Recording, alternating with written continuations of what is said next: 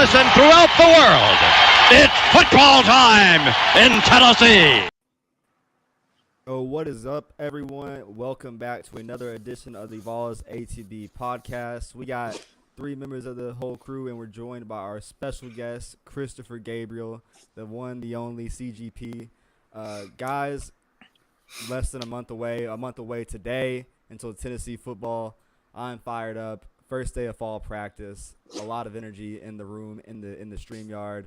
Technical difficulties on my end. It feels like last season. It feels Shocker. great. I know. Drew, Rob, CG, how are we all doing, y'all? Doing great out here in California. This is the first day that in like 19 or 20 in a row that it's not been over 100 degrees.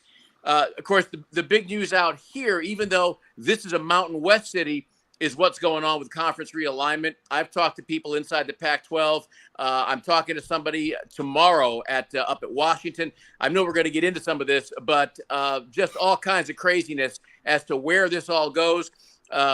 My quick thought is this is what the Pac-12 said that we were all going to be waiting for. Going to be an exciting media rights deal. People were confident. And then they come out with something that is based on speculation, incentivization, and streaming. And if anything potentially strikes a death knell for the Pac-12, at least as we've known it, that's it. Drew, yeah, I mean, I can't complain one bit, Brando. I mean, as CG mentioned about it, just the news this week, with a lot of, circulation or whatever about potentially Clemson going to the Big Ten, Arizona and Arizona State potentially going to the Big 12. I mean, it's just college football right now it's the craziest I've ever seen it. And we haven't even played a single game yet. So it's going to be interesting to see what happens with the conference alignment. Obviously, we got so much to talk about with fall practice starting today and as well as some recruiting stuff as well. But, yeah, overall, dude, I can't complain one bit. Robert. Yeah, man, same here. I know it's been a while. So what's up, guys? Good to see y'all. All is good this way, though, man. Just been traveling and enjoying life with the family for the summer, man. But, football season's about to start. So I'm going to be here. This weekend coming up is my last trip for a while, going to Puerto Rico for a few days with just the wife without the kids. So Nice. That'll be fun, man. That'll be fun. But, man, Tennessee football is back, bro. And I am like ecstatic, bro. I can't wait, man. I'm ready for the season to start. I'll be there at game 1 in Nashville, man. So, hey, let's do it, man. Let's see what the defense looks like. Man, yeah, we're 3 out of 5 at full strength. You got our boy Alex just passed his med exam. Lowe's living it up in Italy right now, doing whatever, playing catch up with the Vols basketball team out there. Obviously day 1. I was ecstatic to wake up at like 8 a.m. and see the practice notes already out because Josh Heupel and co have practice super, super early. But I think my biggest thing so far was seeing all the new names in the fall camp. And just this season, going forward, CG, we got guys like you know very well, Dante Thornton. You got guys on the defensive line, Omar Norman Lott, Gabe Judy Lawley, a lot of guys that are going to try to come in, John Campbell in the offensive line. Where they get that early impact, and then the 2023 class that is now seeing the field for the first time as well. Arion Carter, man. Oh, my God. That dude looks like $1 million. Yeah, and you mentioned the guy that you mentioned everybody that we're all looking at, but the guy that I'm looking at is the guy that I watched out here a lot last year, and that's Dante Thornton. And when I hear a lot of the national media members offering very lazy takes, very lazy arguments about what they see for Tennessee this year. It's really what they don't see that stands out to me, and that is arguably the best receiver room in the country. That doesn't mean that the Vols are going to compete for the national championship. They have the pieces in place. As Rob said, let's see what the defense is. But Dante Thornton, folks, I'm going to tell you again, I told you this months ago when he came into UT. He is a freak. He's a beast. The guy has got amazing hands. Anything that's in the area code, he's going to catch. He's got great speed. He doesn't have the, world-class speed, but he's got speed. He's elusive, and it's amazing watching him at Oregon last year, how many times he'll catch a ball in traffic, and suddenly everybody is in his rearview mirror. Expect to see that in orange and white this fall with him. Yeah, I looked, the highlights obviously last year when, Oregon went up against Washington, the deep route, the way he's able to get off the line, super explosive with how fast this offense goes, playing tricks on the defense, not getting lined up. I think that Dante would definitely be a guy that can just get an advantage off of that alone. Wearing the number 11, obviously last year, Blendikoff Award winner, Jalen Hyatt, Dante Thornton stepping into that kind of role this year. But he's a guy that can play inside and outside. You pair that up with Squirrel White. Tennessee looking to do a lot 4 wide this year than they did last year with this where the tight end room depth is. But being able to have, Brew McCoy, Ramel Keaton, and then Squirrel and Dante maybe all on the field at the same exact time, this would honestly, be electric on that side, but also opening up the run game, making this offense just be unstoppable like they have the past 2 years. So, Drew, who's kind of your biggest takeaway looking at that you got your eyes on going into fall camp? I mean, I think there's like 2 particular players I would have to mention, and Rob kind of mentioned already one of them already, but Arian Carter and Jeremiah Thielander, just from the improvements they made from spring practice and going over now. I mean, everybody said from, their biggest takeaways how, as Rob mentioned it, that they looked like $1 million. Like they looked the part, they played well. And I think just hearing finally having incoming freshmen coming in and being able to make that impact as early as, the first day of fall practice is huge. And when you really think about, having those 2 guys and then, Keem Peely from BYU and Aaron Beasley, dude, this linebacker room is pretty damn loaded. There's a lot of talent over there. And I think to even imagine that 2 years ago, what we were working with is unfathomable, So I'm excited about that. I've heard some great things about, our DB room as well. But back to what CG said about our wide receiver room, I would honestly argue that our wide receiver corps is going to be even better than last year as far as talent goes and the amount of options that we have too. And there's always those guys that slip under the radar. And I don't know if y'all saw the pictures coming out the last 2 days, but freshman running back Khalifa Keith out of Pike, Road, Alabama. That dude is at 6'1", 230. Incoming freshman right now. And then Tyree Weathersby on the defensive side of the line. He met with the media today, and that guy looked like he could go be NFL ready. Bro, he sounds 50, bro. way past his age. And I just seeing the guys that are coming in and you're like, he's a true freshman. It's just absolutely insane. The most important one, obviously, that everyone knows is Nico. Just being able to see him get have the spring camp, spring ball, but now going to a fall camp, prepping for his first season behind a guy like Joe, new offensive coordinator in Joey Halsey. Really excited to see how well that clicks with Joey getting everything, under his reign now. He has a big task. He's always been Heupel's right-hand man, but now he is the man right under Hype. So really excited to look for how that is, seeing the videos, I guess, for me, like the practice highlight videos, everyone getting coached up. Nothing's really changed, but, I think a lot of guys are, being able to where they could, they're adding on to what they've done the last 2 years. Yeah, man. Agreed. I talked to someone at practice today, and they said Dante Thornton looks like there's nobody in the country that's going to be able to cover him. And the word being out that he's just as fast as Jalen Hyatt is apparently extremely accurate. So that's gonna be something to see, man. But the name I just keep hearing, man, is Arian Carter. His name just comes up every conversation about who had a good summer, how he look out in workouts, whatever the case may be. His name comes up every single time. And you can see why Nick Saban did, what he did to try to get him, because clearly if Nick Saban's going all in for you like that, clearly, you got a chance. So I'm excited to see what he can do, man. I really want to see what Cam Sutton's able to do. I know that running back room is loaded, but I know that he can line up in the slot. He can line up at running back, whatever you need him to do, man. So I'm excited to see what he does.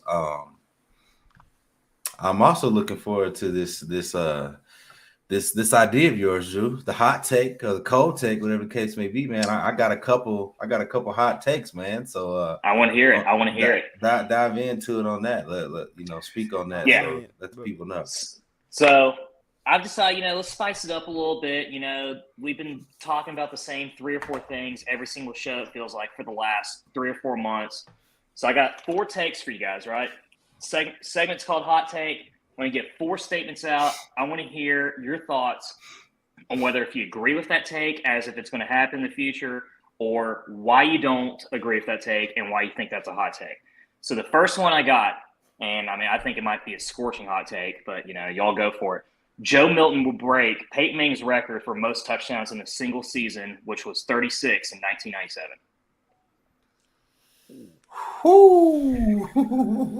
I mean, let's be honest. Okay, I think the offense, obviously Joe's ability as well, but the offense kind of speaks for itself. If Hendon doesn't go down last year, he's probably, really close to breaking that record. Does Joe take that next leap? I think he does. I think it's a way better situation he's coming in now than he did year one under Josh Heupel, just getting there in fall ball. He's had, 2 years, learned under Hooker. Now he has weapons around him. Dylan Sampson at the running back room, Jabari Small, Jalen Wright, his receivers that we just mentioned, Dante Thornton, Brew McCoy, Squirrel White.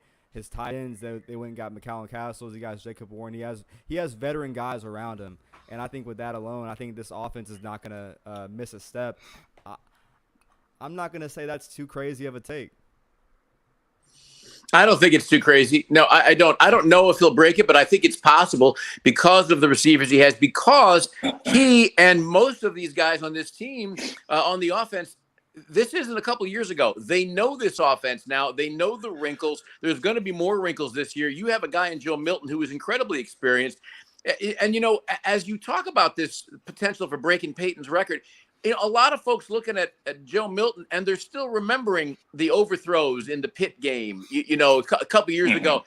That's not the same Joe Milton that we're seeing. I was in Miami for that Orange Bowl, and I saw a guy that was confident, that he was smooth, he was poised, and he was ready to play. So I think it's possible. I think we're going to get an idea. I think your hot take is going to be interesting. We'll have a better idea on how this offense looks to attack in the Virginia game, because I'm just wondering how much more Josh Heupel and Housley want to use the running game to set up the pass, or are they going to go pass to set up the run? I'm not sure, but I do think the cadre of receivers he has, it's certainly within reach.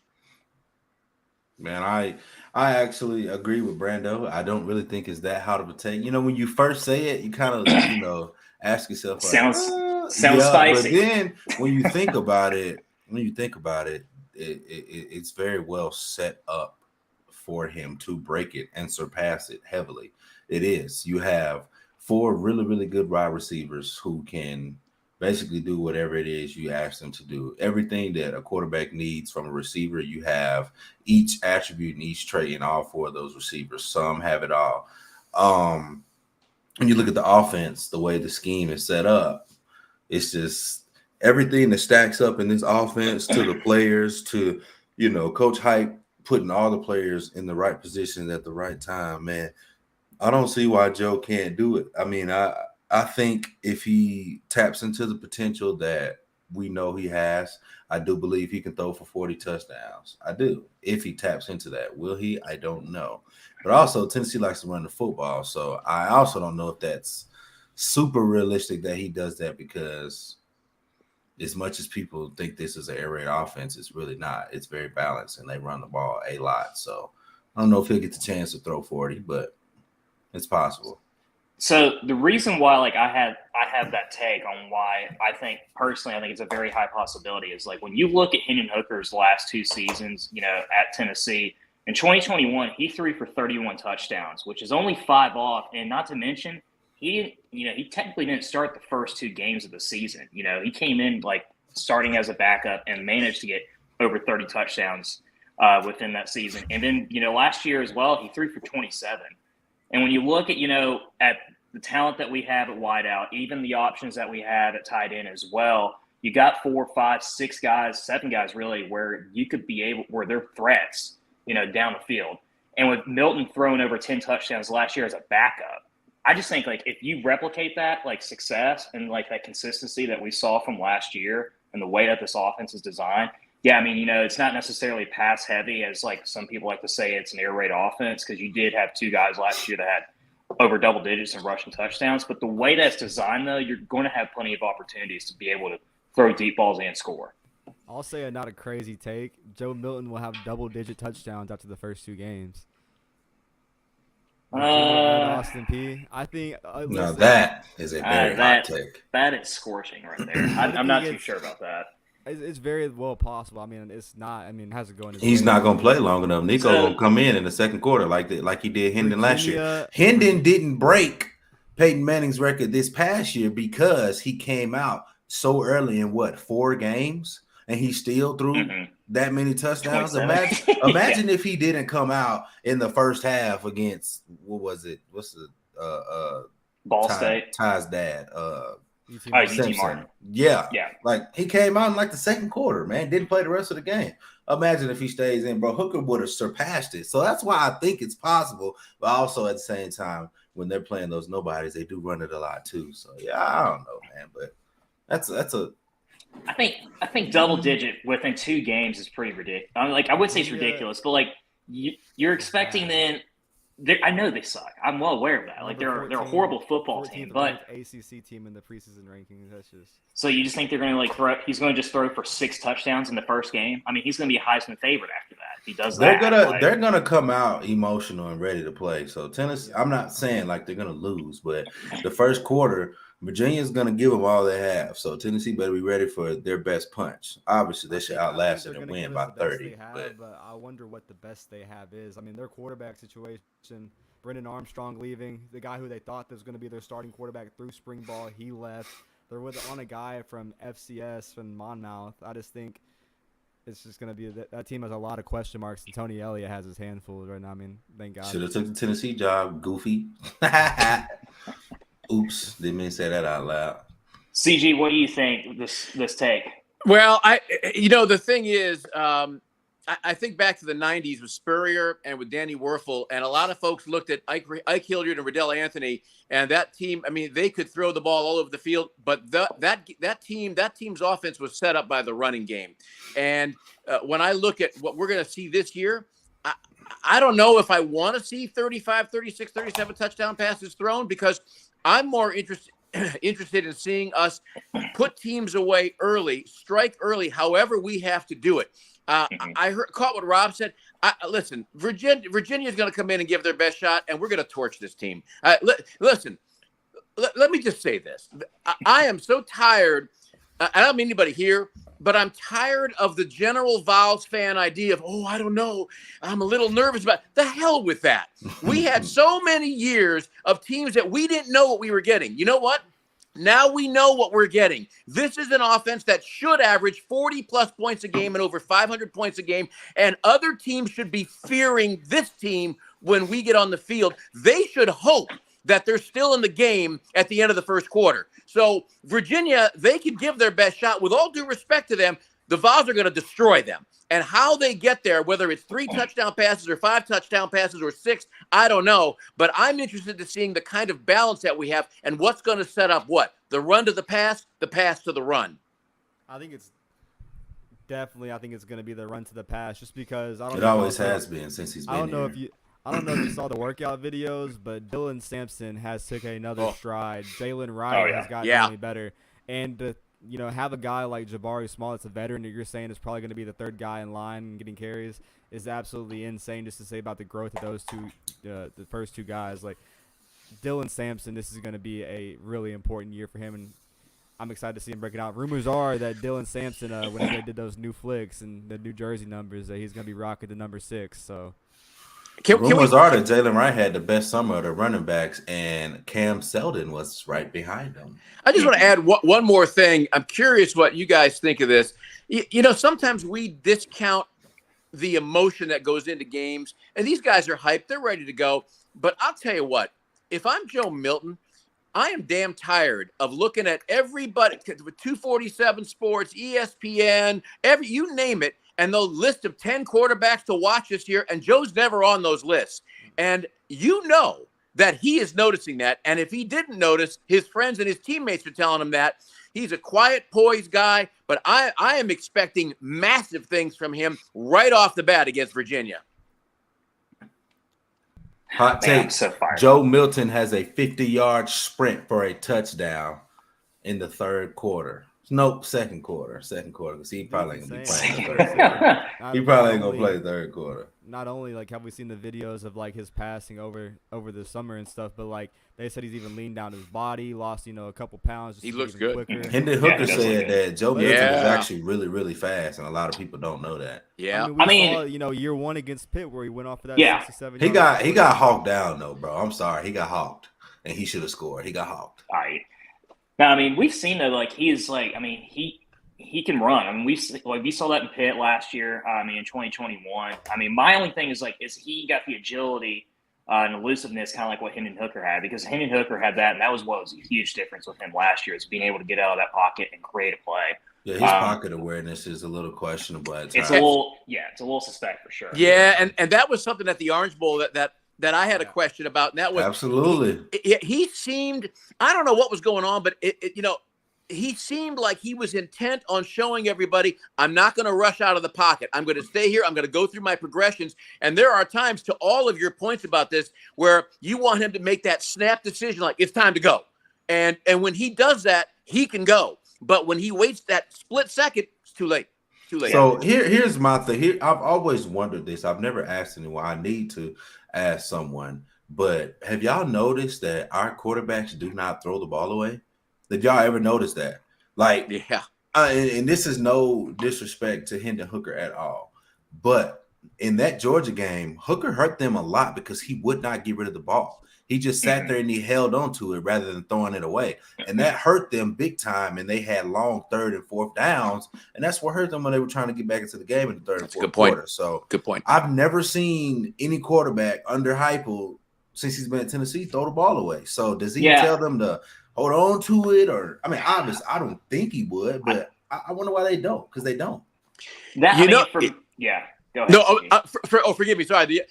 Rob's point's interesting, and a couple of us in this room are old enough to remember when Heupel was quarterback at Oklahoma, and a little news flash, he didn't throw the ball away much when he was there. So to Rob's point, it makes me wonder if Josh is like, this is the way I want you to play. Because you're right. He's very much in Josh Heupel's image, and so was Hendon Hooker, not throwing that ball away. Yeah. I mean, I think that has to be a coaching practice from Heupel and the staff for sure, And I mean, I think it has the pros and cons, being a little too hesitant and throwing the ball away early, even as opposed to trying to create a play, is obviously frustrating, but you also don't want to put yourself in a situation where you lose 10 or 15 yards on a play as well. So I think with every decision has its pros and cons, and with that one, I don't really find it that big of an issue because this offense finds a way to bail itself out and be able to gain, significant yardage, at least every other possession. So. Yeah, and that's one of the things. So I actually, a couple years ago when Joe Milton got the starting job, AP actually talked about this. The defense was getting the best of the offense in fall camp, and they were backed up on like a 3rd and 18, and then Joe Milton flicks his wrist and throws an 80-yard bomb to Jalen Hyatt down the field. So I almost wonder if Hype was like, I don't give a shit if we're on 3rd and 18. Squirrel down there somewhere, throw that motherfucker. You know what I'm saying? Yeah, exactly. So, I mean, I don't know. It could be a part of the philosophy. You just don't know. I wanted to mention it earlier, but I'm really intrigued to see where this offensive line room does go in the next week or two in fall camp, just because Gerald Mincey was running with the twos today on day one. And I know there's nothing to really look into, but the fact that Gerald Mincey, a guy that, played so well last year, like he had to adjust this year because Darnell Wright left. He had to go from the left to the right side.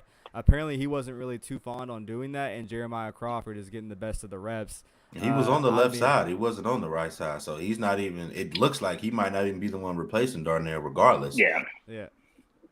So I'm actually glad you mentioned that, Brando, because just based on like what we saw today at practice, that starting offensive line was John Campbell, Ollie Lane, Cooper Mays at center, Spraggins, and then Jeremiah Crawford as well, which, I thought was a little bit interesting as well. And obviously there's a lot of moving pieces, and it's the first day of practice, so that could definitely change, before Virginia, of course. But I did find it interesting, though, that he had Campbell starting at that, left tackle position. I wouldn't look too much into it on day one of camp, man, because they're really just trying to – they know the media's out there. They let the media stay out there a little bit longer. And you know that these coaches don't really like anything leaked like that, so they probably just was mixing it up. It's day one. My wish is that everybody on that offensive line, the ones, the twos, that in this camp, nobody gets injured, because we always seem to get something like that early on, and whether it's a Mays or whoever, and then they're dealing with that every 3 weeks the rest of the year. If we can keep them healthy, that is going to go a long way to seeing this team have a great year. That was the luxury for last year's team, the durability of the offensive line. No one got hurt. Or even when Mincy got hurt, JJ came in, so they were interchangeable. Yep. I don't know if you have that luxury this year. If Cooper Mays goes down, you don't have Jerome Carvin anymore. Who you got? Yeah. You know what I'm saying? Parker Ball is not coming in. He's not second string. That's just not going to happen. So the third guy they had at center playing today, getting some reps, was Addison Nichols, which I thought was a little bit interesting as well. So, I mean, that might be more of a development later on the season. But like what Rob said, I mean, we still got a good offensive line. But when you got guys like replacing like Jerome Carvin and Darnell Wright, I mean, two massive pieces for us who didn't give up anything at all, you know. I mean, there's very little room for error. And luckily, you know, for us, and I think this is the big difference between the current regime that we have right now running the program compared to the previous coaching staffs, is that our strength and conditioning program is a million times better than it was under Pruitt or Butch, because you consistently heard about these guys getting injured during practice or in off-season workouts, and it's not really a thing anymore, which I think speaks volumes about that. You know what? I'm going to go further back than that, and it goes all the way back to the final 5-6 years of Fulmer. And a lot of folks don't want to say that. I'll say it, because you're absolutely right. Strength and conditioning on this team. How many times did we watch a game down in the swamp where it's always a key guy on the first series of the damn game, and he's going out, and that has not really been a huge thing. We've had little injuries, but no more than anybody else. Tennessee has been a mash unit for too many years. Definitely Josh Heupel, he has got that with who he has in place, and the training regimen and the nutrition regimen. He has got this thing figured out with his staff. Kurt is the definition of show me. No one knows who he is. No one knows what he looks like. No one knows any other thing about him except his name is Kurt, and the players look damn good. And that's how you want Josh Heupel did not think twice about who was going to be his strength and conditioning coach when he got here. A lot of fans on the Vol Twitter wanted him to keep the guy that was here, but and just keep him on the new staff. But Heupel and Kurt Schmidt obviously have a crazy relationship going from UCF to here, and he's been able to get guys ready when it comes to fitness, HIIT training, all the new day and age stuff. So it is what it is. Drew, do you have any more crazy hot takes for us? I got three more. All right, bring it on. Told you at 4. We got 3 left. Second hot take: Aaron Beasley will finish the season with all SEC honors. Yes, and it was absolutely ridiculous that when all the the SEC list came out about last week, that Aaron Beasley's name was not on even first, second, or the third team. A guy that's I'm glad it wasn't. Has the best returning production in a majority of the conference, and it's just absolutely insane what we saw in the Orange Bowl and what he's going to be as a force coming into this season, being linebacker 1. It blew my mind. I think this guy is going to have a crazy season. He's battling adversity from everything that happened 2 years ago to now. I think this guy has the best of his football ahead of him. I think it's a hot take for every other writer that didn't vote him in, but for Tennessee fans, I'm fully expecting that. I can't say it any clearer, any more succinctly than that. He's also a beast. I can't wait to see what he's going to do this year. I fully expect him to be all SEC. First team is where I would see him ending up. Absolutely. He has the potential to do it. And, I mean, he showed in the Orange Bowl he can do it against a really good Clemson team. Yeah. A lot of people want to sit there and say, oh, Clemson was down. No, that was a good Clemson football team, whether you want to deny it or not. They were not the number, 6, 7 team in the country for no reason. Like, you're not number 7 team in the country if you're not a good football team. So, miss me with all of that trying to act like, oh, it was Clay Cuplink's first game. I don't care what it was. You make the big bucks for a reason. NIL's there for a reason. If you're getting paid, you're supposed to come in and perform and do your job. I don't care if you're a freshman or not. You get paid, figure it out. Rob, I had a row of Clemson fans behind me at the game last year. I was at the goal line on the side of the field that the Clemson band was on, and this woman, she taps me on the shoulder. She goes, who is that guy? His name is Aaron Beasley. You know what? I would have turned around and said, "Yo, mama for the night." That's what I would have said. Yo, father for the night. All right, Daddy Beasley is what you call him. The seats that me and Alex had for that game, right behind the Tennessee sideline, seeing Aaron Beasley like hit that hole, man, it was beauty. Whoa, I think I looked at Alex. What? You were there? How did you get? Why didn't we connect? CG. What Listen, the hell? me and Drew. Brando was so drunk, saw he you don't even last remember. year for the we were there for the Florida game. We were there for the Bama game. Me and Alex were in South Beach, Miami, and Coral Gables on the University of Miami's campus for like 3 days. Made it all the way up to Fort Lauderdale. I do not know how I was at the same location 3 different times last season and did not see you. Now that explains when I was there. I remember seeing this dude that looked like you, and I heard him say, "There's CG, take off." And so, CG, when me and Alex finally thought of the idea of like, oh my goodness, we should link with CG, I think you're glad that you did not see me and Alex. that's okay. We all left happy that night in one way or another. Yeah, with $100 Uber later. Awful. No, but I mean, when you look back at the strides that Aaron Beasley made from 2021 to last year, I mean, it's just a night and day difference. And he wound up at the end of 2021 being a very good player for us too. But the 2 games I just remember the most from him from last year, especially, was obviously that Clemson game, of course. And dude, LSU, I mean, he was like a force in that LSU game. And I still can't stop thinking in the back of my mind that 4th and 1 play where he just bursts through the middle of that offensive line and makes that stop too. So I think, a lot of, the production that we saw from him last year is very positive. And, hearing Heupel and the staff talk about he's essentially a leader with this defensive group, and I think he's going to make that final step. And I'm telling you, I think he's going to lead the team in tackles. And I don't think it's a hot take at all to think that he's going to be a first team or even second team all SEC player. I got a hot take for you. Y'all ain't ready for this. Let's hear it. To me, Rob. By the end of the season, Uh-huh. Arion Carter will have replaced Keenan Pili at linebacker. I think that's an amazing take. Listen, I think Tennessee did a very good job going into the portal and getting veteran experience. Does he have a blow-up year like we've seen many guys that come to Tennessee and, be able to have that kind of production? I think it's very well possible. I think Juwan Mitchell probably could have done more. I think Keenan Pili can be that guy at the linebacker too. But I think Arion Carter, the way he's just kind of trending upward, it's going to be hard for him not to see the field. We even saw Elijah Herring last year doing that, and having a guy like Arion Carter coming in this season and being able to do that. I think Keenan Pili is a great player. I think he's a great veteran for the linebacker room, but I think that it was 160 tackles over 4 years. That's about 40, 50 average. How does that transition from BYU to the SEC? We'll have to see.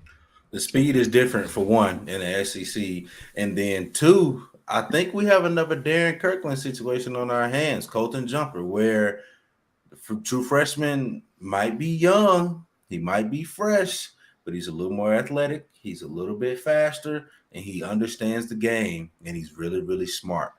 Who do you think about that? Darren Kirkland Jr., super smart, freshman, more athletic, and you couldn't keep him off the field. I think we have the same situation on our hands.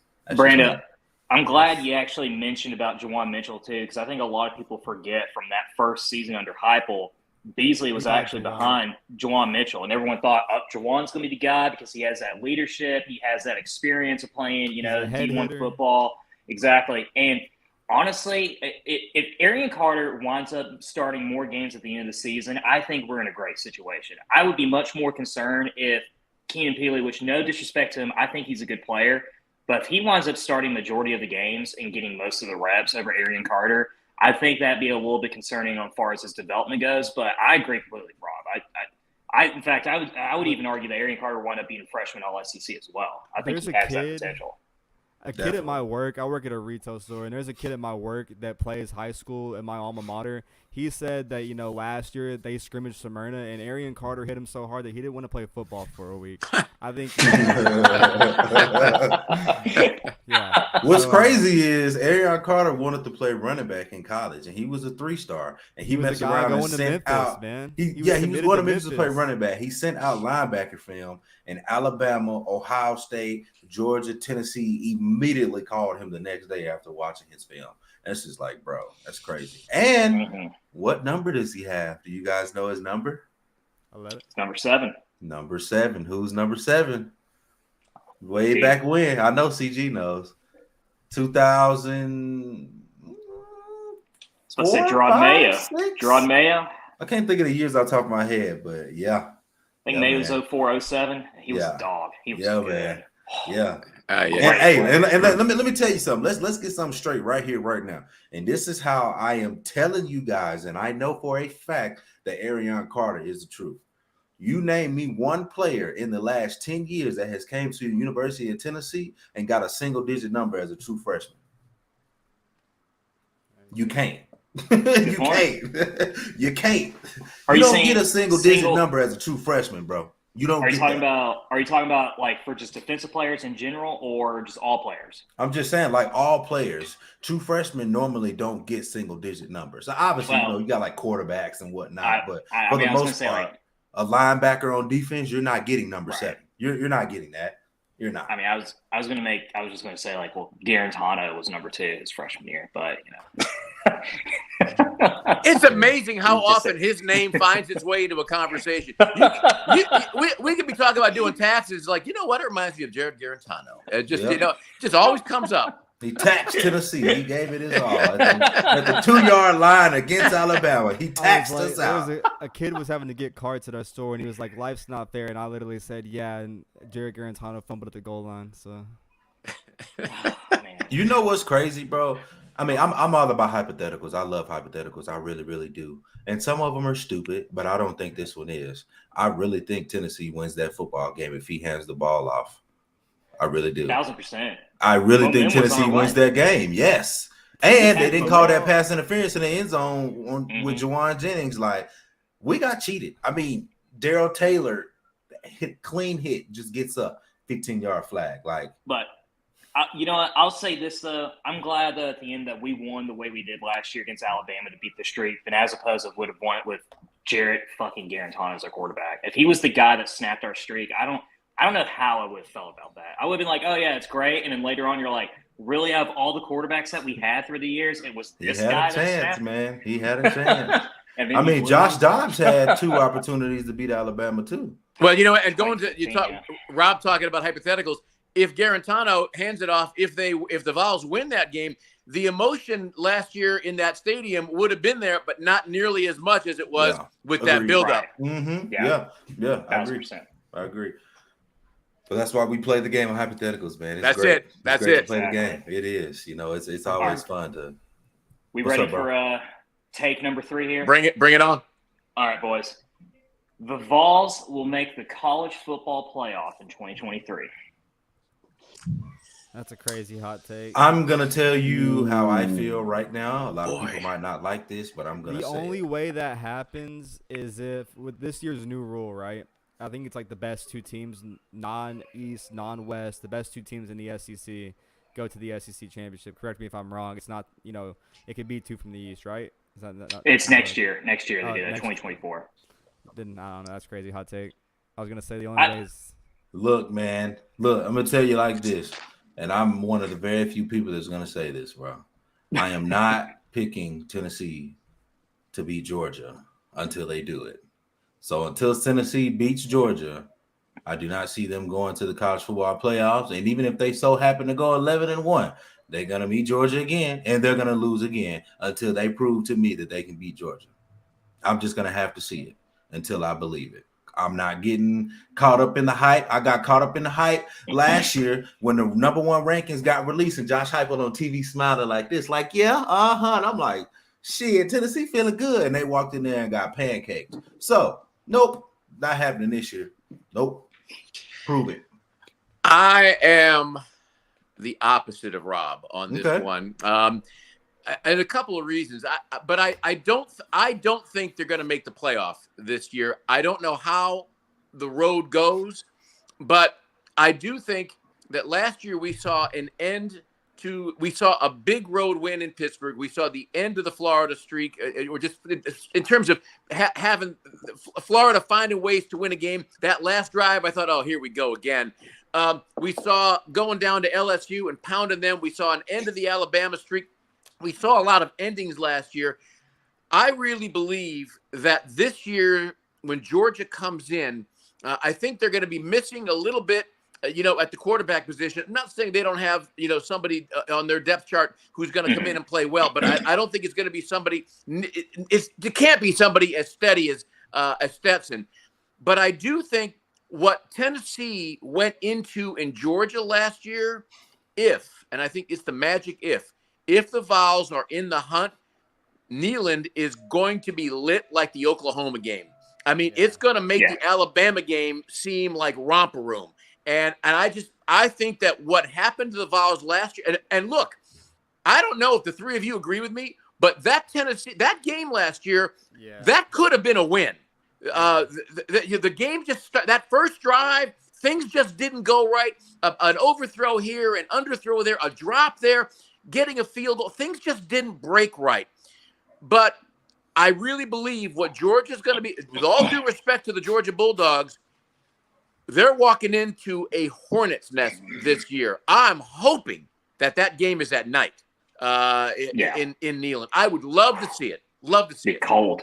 That's a cold night game. Man, my thing is, Kirby Smart has proved time and time again since he's been there that he's going to get his guys up to play for any football game, no matter what game it is.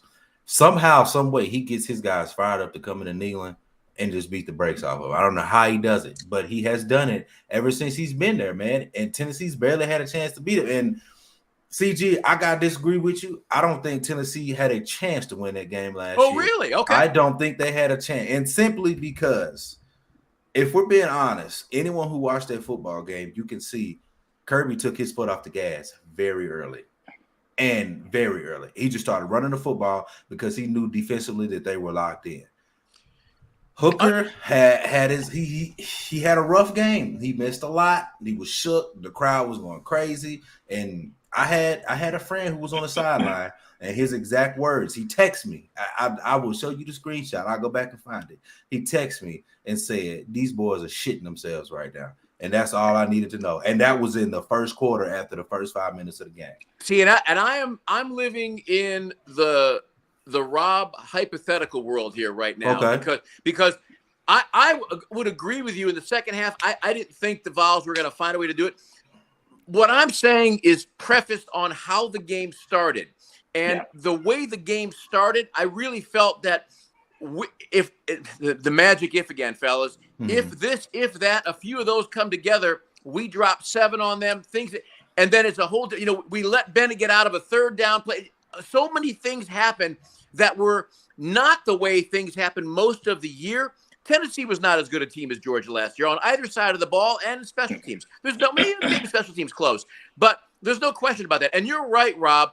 Kirby finds a way to get his guys up. I really feel like for all the goodness that we saw with Heupel last year, one of the great things that he has shown all of us is he learns from mistakes. Absolutely.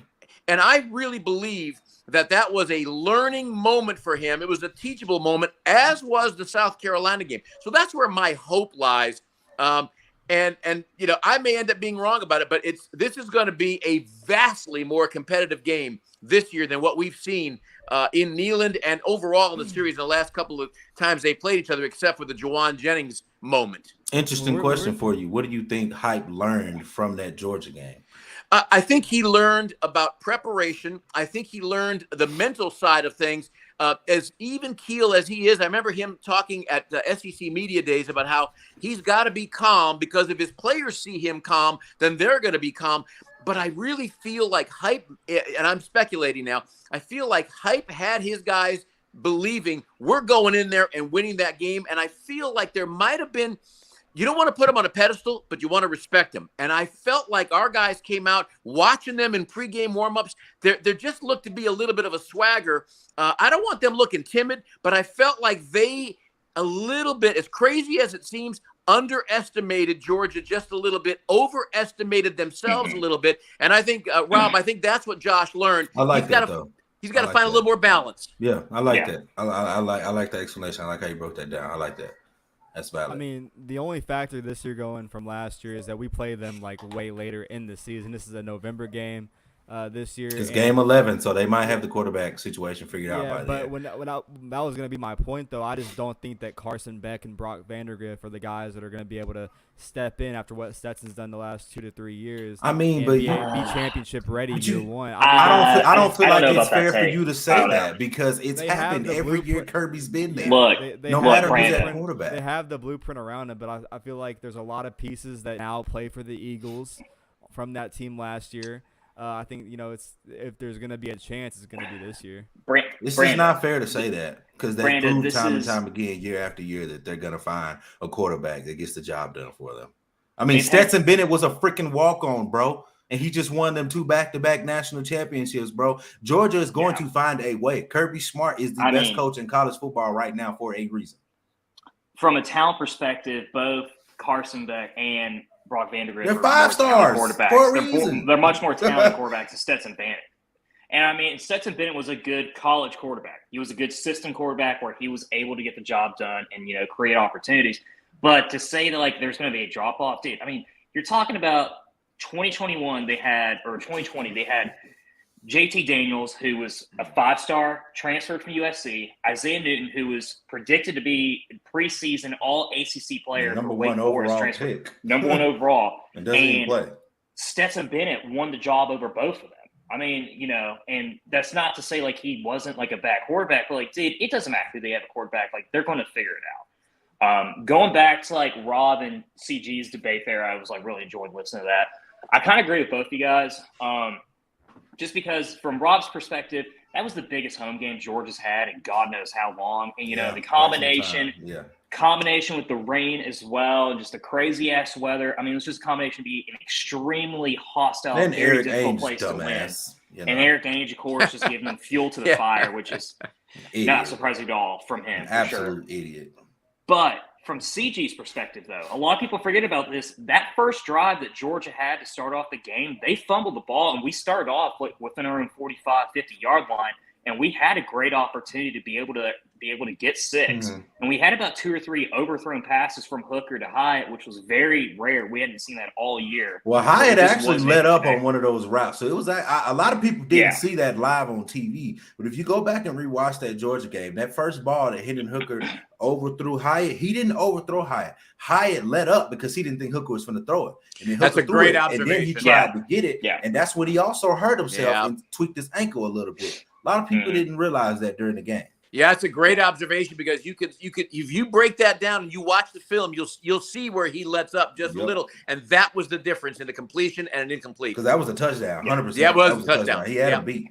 Yep. And you're talking about if he gets a touchdown right there, I mean, my God. I mean, you talk about the momentum swing, sucking the life out of the air of that crowd. And if we're being honest, Cedric Tillman was actually kind of abusing Keely Ringo. He kind of was. It's just Jalen Carter took over and was like, all right, you had your fun, Hooker. Good night. And he took over. That's really what happened. That's it. Yeah. But going back to the main take that I had, and the reason why I say this, right, and there's a lot of people forget about because, there's a lot of different rule changes with Texas and Oklahoma joining next year, just saying that the 2 top teams will make it in.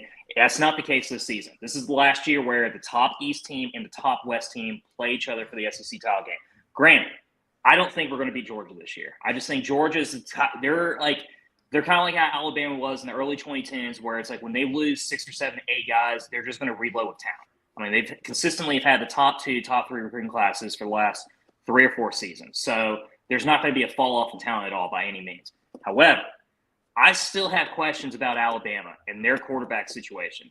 I'm not sold on Ty Simpson. We saw how Jalen Milroe played against Arkansas in the Cup and Texas A&M as well last year. And he is, I mean, there's a huge drop-off in talent, in my opinion, going from Bryce Young to those 2. And that game is going to be difficult. I mean, that's going to be a really pressurized game, I feel like, for Nick Saban and this team. And I think Alabama's going to know that they have to win that game because they know if they lose that game as well, I mean, their shot of making the playoff is, I mean, it's gone because they're not going to beat Georgia in the SEC title game, in my opinion. So if you win one of those 2, if you win against either, Alabama, and ideally Alabama beating them and losing to Georgia would actually give us the best situation of making the playoff, because Michigan and Ohio State, they play each other. They're going to lose.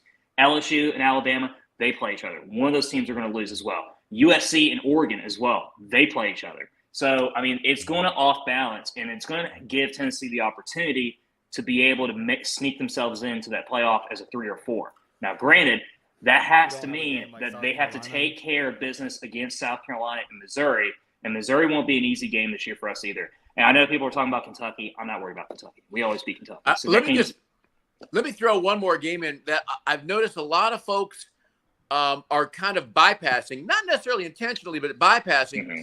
and that is the trip to Gainesville.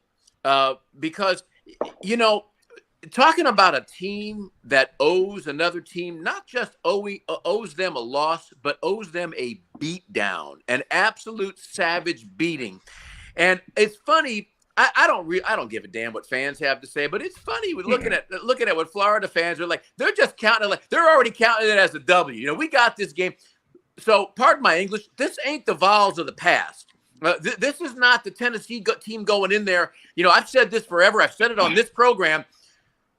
Florida teams forever expect to beat Tennessee. Tennessee hopes to beat Florida. That, I'll say the word in Greek, that skata is over.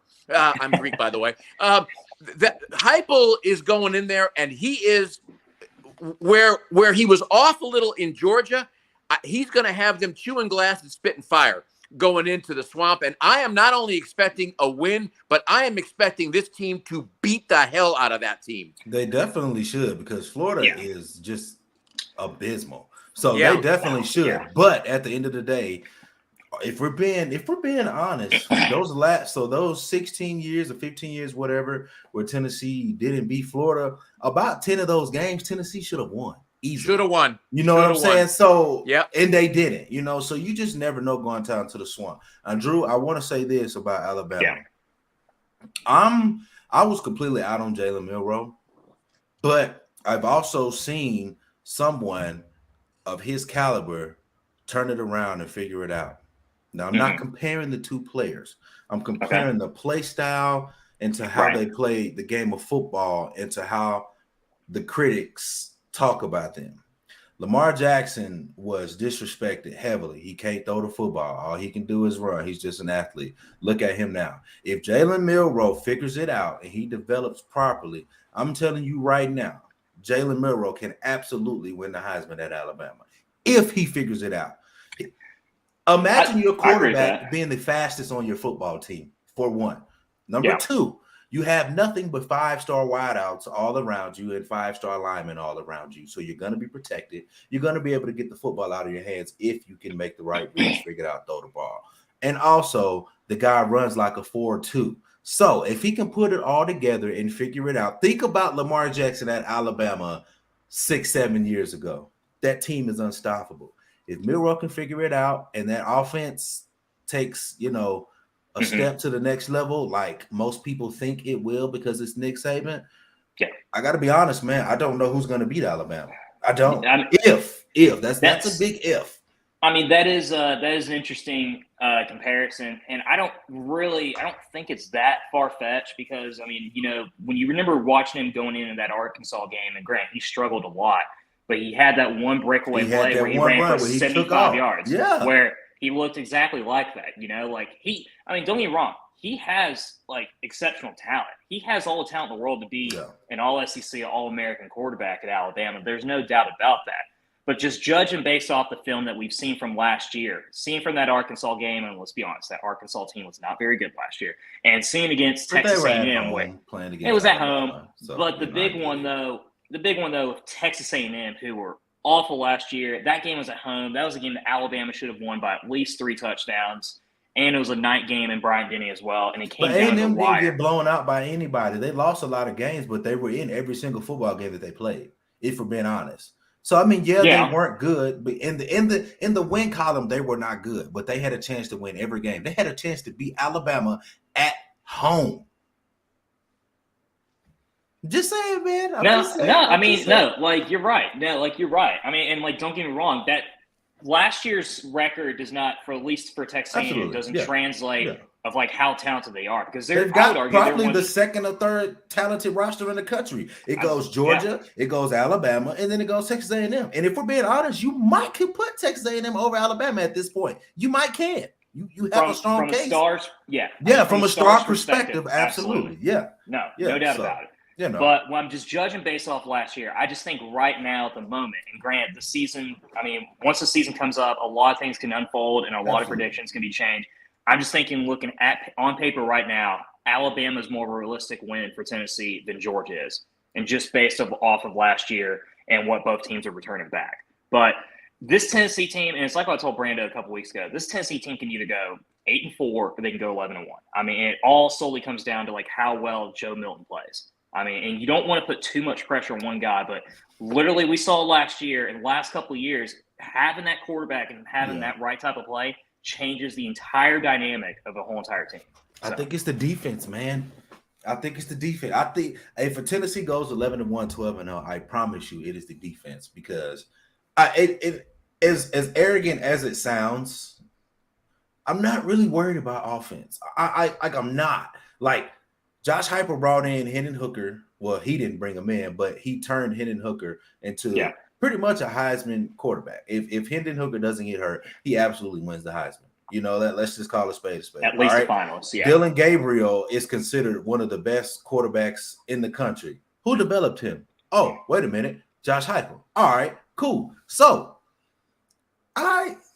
you see where I'm going? You see what I'm saying? Like, and I mean, I understand that. I think the thing is, for me, it's like I'm not worried about this offense not scoring points. You're never going to have that issue of Josh Heupel, but is this offense going to have the same explosiveness that they had last season?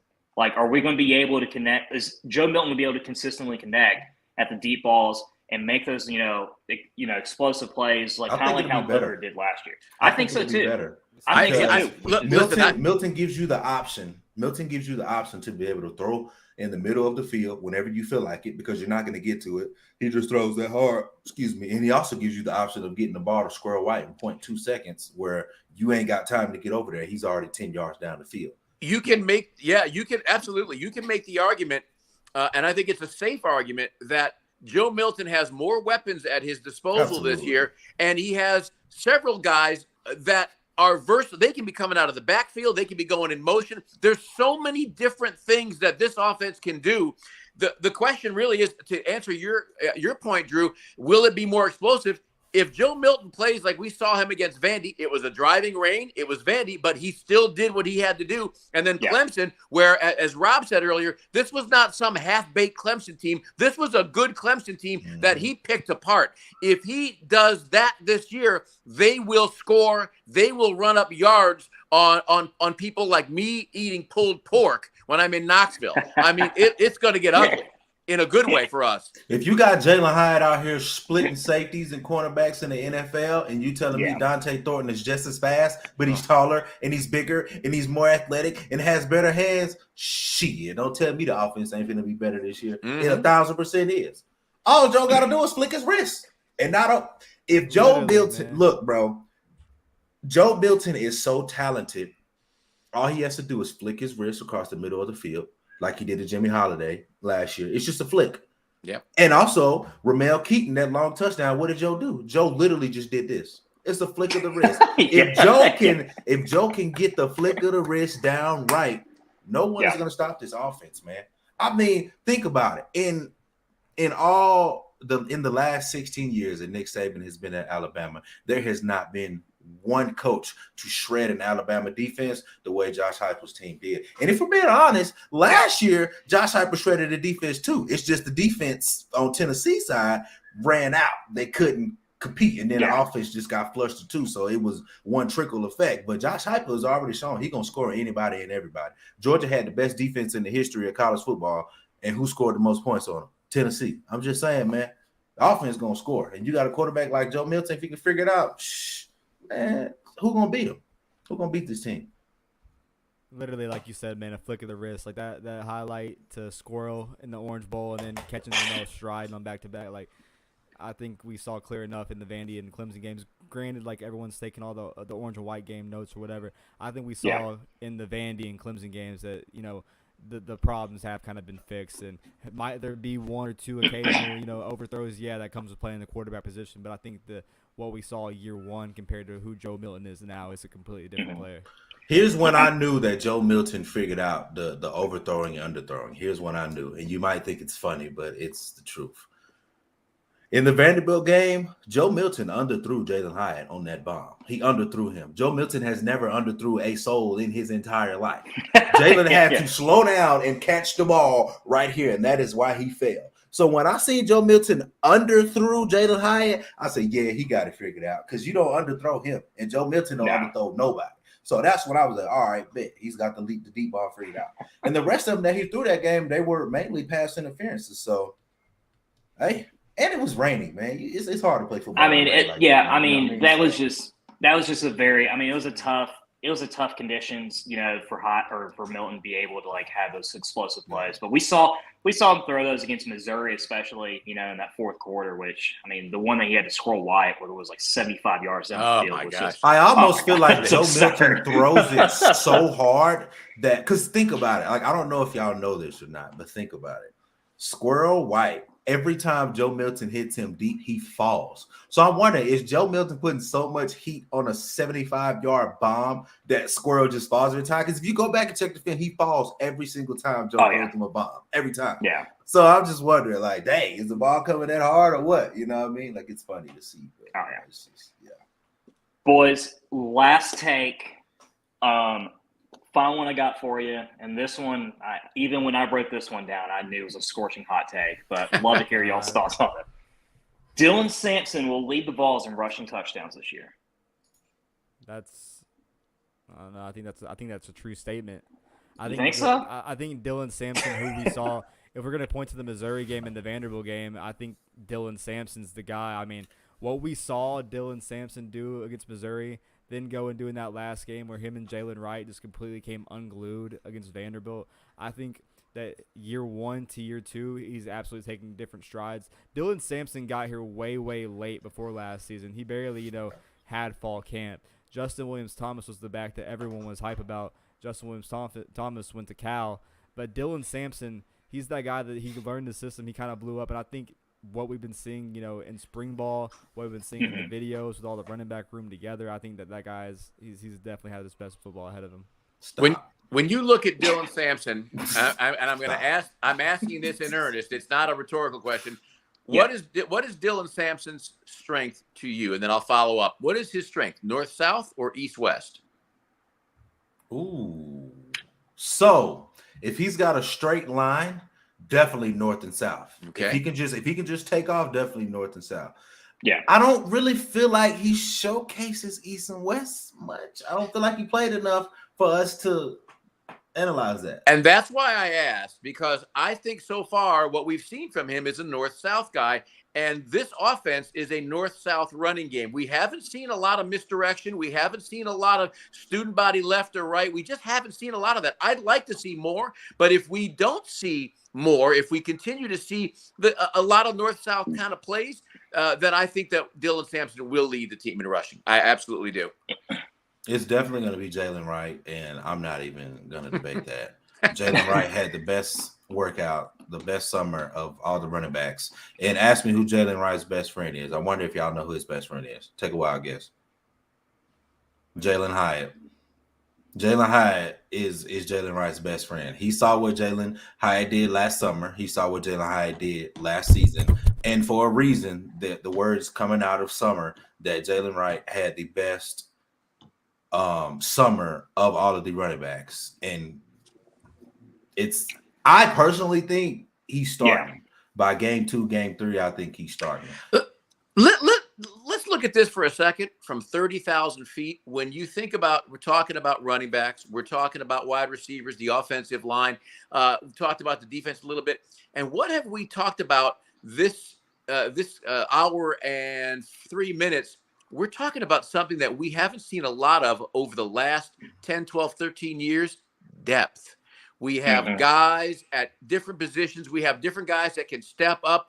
And whether it's Wright, whether it's Sampson, whichever receiver is going to be doing things, there's so many weapons. There's so much versatility on what this team can do. I think that more than anything else, fellas, that is what excites me, because a couple of years ago, I mean, this was the wild bunch that he took over. And now, and then he kind of worked his way up to the dirty dozen. And now he's got a battalion of talent on this team, and he's still not done. We're still not going to see where this team is going to be a legit college football playoff favorite in another year or two. But right now, I am liking what I'm seeing, and I think there's a lot of reasons for the players that we mentioned tonight that this team, are they 8-4? Well, they could be 11-1. Who knows? But there's a lot to pick from here.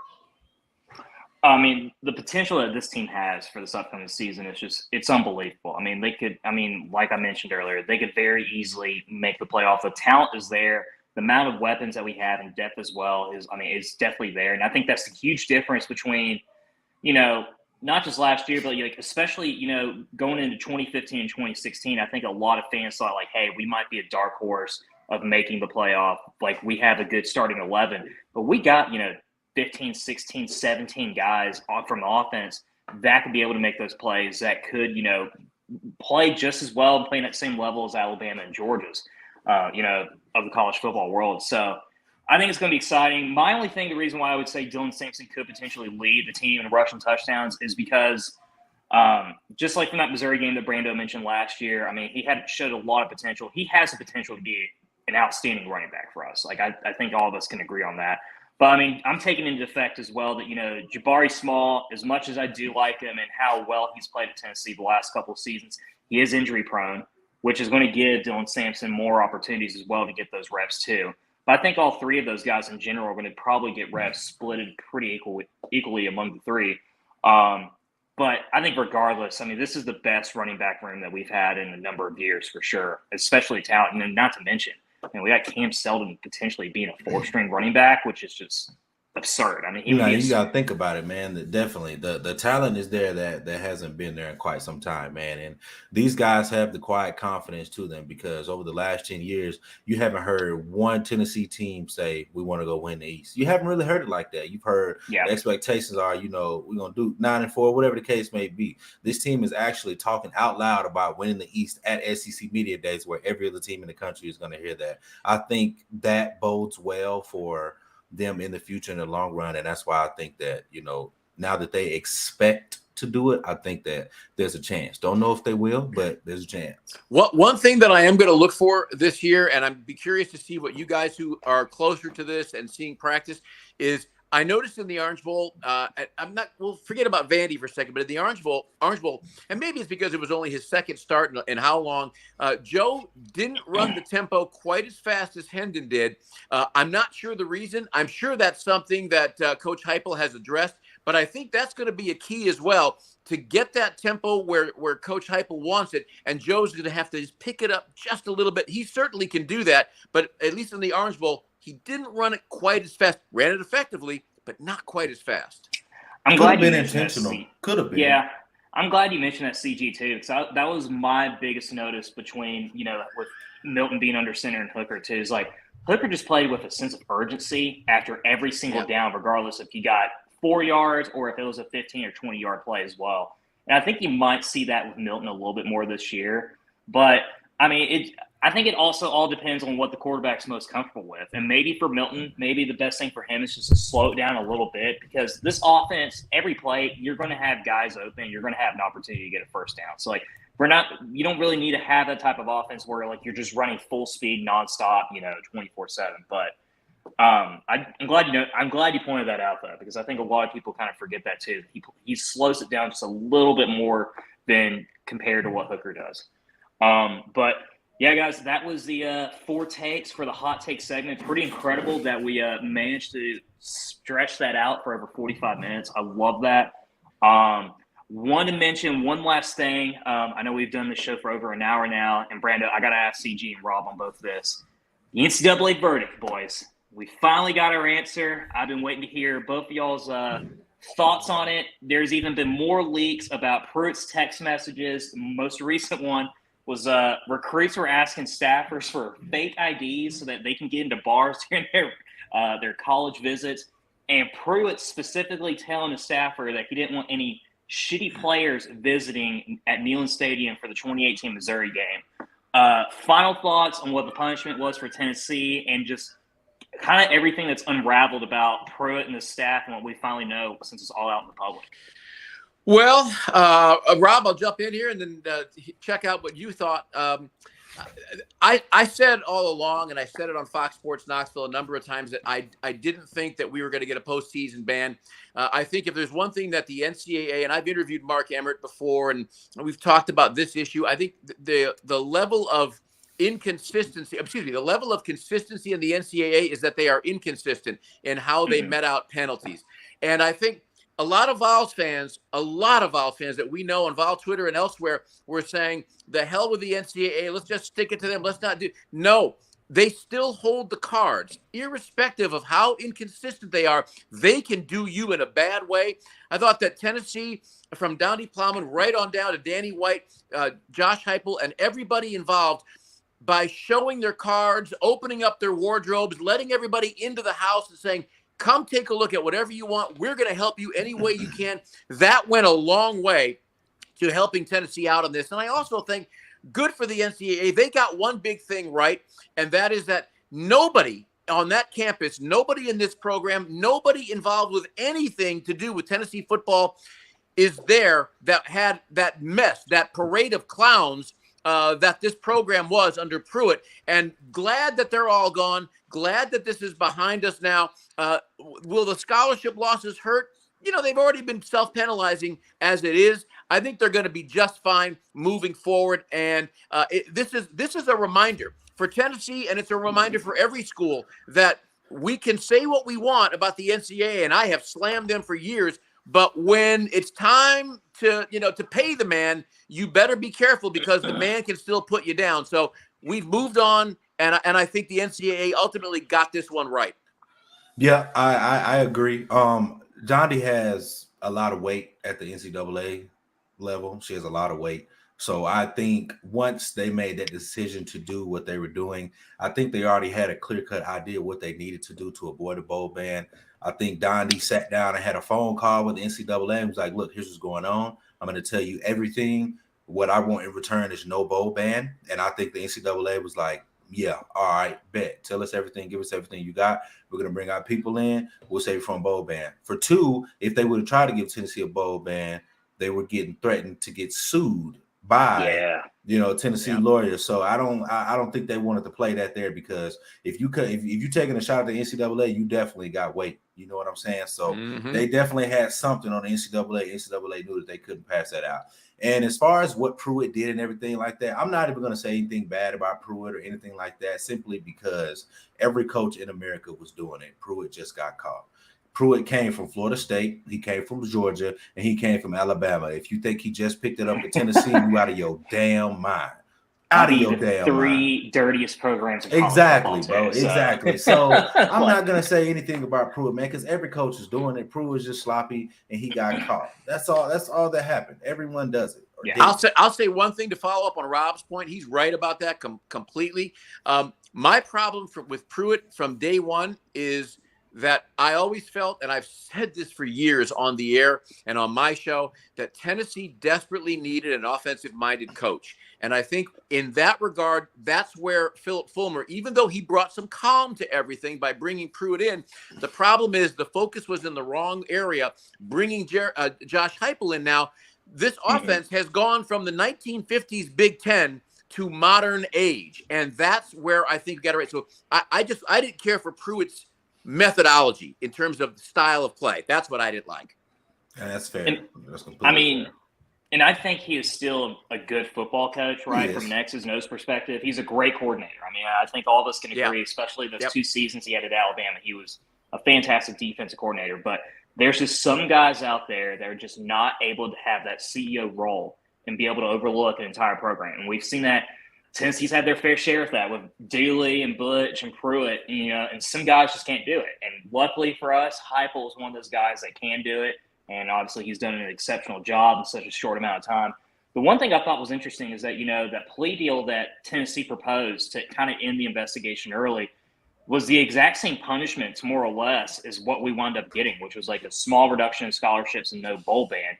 So I'm curious as to why the NCAA decided, if they eventually were going to give us that anyway, why they waited so long as opposed to just accepting that deal a couple months ago. But the one big takeaway for me, and fair play to Donnie Palmer and the university for doing this, is getting the state attorney general involved and threatening to sue the NCAA, because if they had given us a bowl ban, this would have opened up everything about, just the dysfunction that is, the NCAA, and just how ridiculous it is altogether. So, I mean, and that was a huge card I felt like they played on us preventing from getting a bowl ban. Last thing I'll say on this is, as much as people don't want to hear it, as much as people fight me back when I say it, I'm not saying Tennessee deserved what happened, what Jeremy Pruitt did, but it was in the making, because way back when, in the early 2000s, Philip Fulmer snitched on Alabama. You become the AD at the school, and you walk your happy ass to Alabama, and you hire an Alabama grad, an Alabama player, Alabama everything from Alabama. Mama and daddy grew up in Alabama, and you bring him to the University of Tennessee, and he destroys the program. And who was he hired by? Philip Fulmer, the one who snitched on Alabama. Exactly. That's just karma from Philip Fulmer. That's all it was. And now his legacy is completely tarnished. And I'm glad you said that. He kind of got what he asked for, and that he should have never snitched. Karma came back and bit him in the worst way, and all the fans and the university had to pay for it. Karma is undefeated. And, I'll just say this. I think Rob makes a great point. It reminds me what happened with Tennessee. Everything that Rob said is absolutely correct. One additional point reminds me of when we're out driving our cars and we've gone for 10, 15, 20, whatever years, had no issues. And then you have a near fender bender, and it's a reminder of how fast something can happen. Definitely. This whole ordeal is a reminder of, if one person goes rogue, it's going to bring down, or could bring down, a whole program. It's just a reminder, do things the right way. And if it's going to take a little longer, still do things the right way. Yep. And there you have it. There you have it. Yeah. I mean, I'm glad Rob mentioned about that comment about Fulmer's legacy being tarnished on that, because I think, a lot of people that like similar age as CG, which is, they remember those glory days of the 90s of what Fulmer did, and how dominant Tennessee was as a program, and a force to be reckoned with for well over a decade. But for people like me, I really only realistically remember his last 4 years, from 05 to 08. So, like, I always kind of had mixed feelings about Fulmer, but this is just failure of a run as an athletic director. Sabotage. His former players even said it. Even his former players that he has said his legacy's ruined. So, and you know what? I'll throw one more thing into that, since you brought that up, Drew, and Rob knows this. Talk about deafening Neyland noise is a little different, and it is. And, I've said, I'm a stadium geek, and I've said for years, take 4 or 5 stadiums, Neyland, Tiger Stadium, down both Tiger Stadiums, Gainesville, Oregon, Washington. Those are 4, 5, 6 of the loudest in the country. Each one is louder depending upon how good your team is, the time of the season it is, and who your opponent is. But here's my point. What we saw against Alabama last year, and even to a certain extent Florida, in the 90s, every game was like that. That state, I get chills thinking, my season tickets were in YY9, and you could feel the upper deck shaking. So when fans are talking about, the decibels hit 124, you damn well better believe that it hit. They didn't keep it then, but they were hitting 120 and 130 then, because I couldn't hear walking out of that stadium way too many nights. So those glory days, the crowds, it's all coming back. But we've all, Rob, it used to be that way on a regular basis. All the time. One of my short story. One of my old teammates I grew up with playing basketball. His dad graduated from University of Alabama, and every single year he bought tickets to the Tennessee Alabama game. So from I'd say about 2001 to 2006, I went to every single Tennessee Alabama football game, man. So it was pretty dope. Yeah, that is dope. I was there, man. I was there. Yeah. Man. I'll tell you this, out here covering Fresno State, great folks out here. They still talk about their trip to Knoxville, just talking about what that environment was like, what just how amazing it was. And you know what's really cool? To a man and woman, everybody says those folks there were so nice to us. They were so friendly. And I said, well, that's because you didn't have Florida on your shirt. Yep. That's big facts.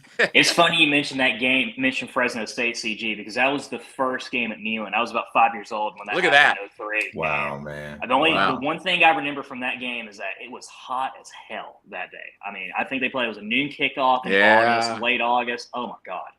That was the most miserable game I think I've ever attended as far as like get ready for it. Go, September 2nd, Nashville, 11 o'clock in the middle of the day. That's it. That's I'm gonna not be looking tough. forward to it, man. I just calculated we have a little over of 730 hours. We're almost here, dude. It's been fun, man.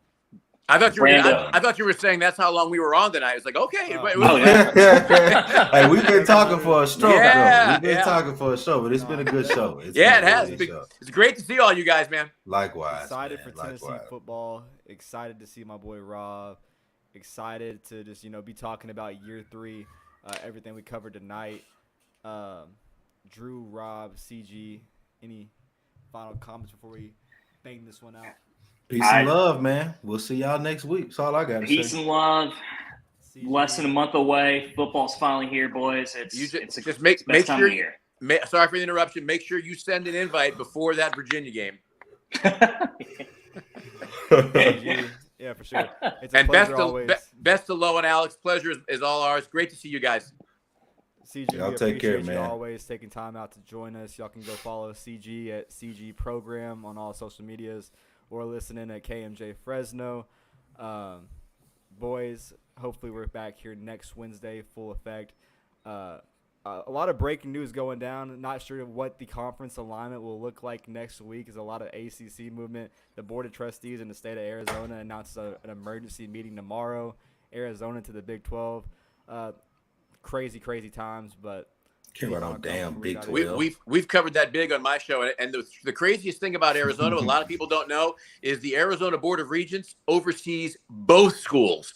And both school presidents are best of friends. And even though Arizona has come out and said, we'll do this on our own, and obviously they're a big basketball edition for the Big 12, assuming they go, the two schools don't really want to do this by themselves. I really do believe Arizona pulls the plug, pulls the trigger. I think you're going to see Arizona State do the same thing.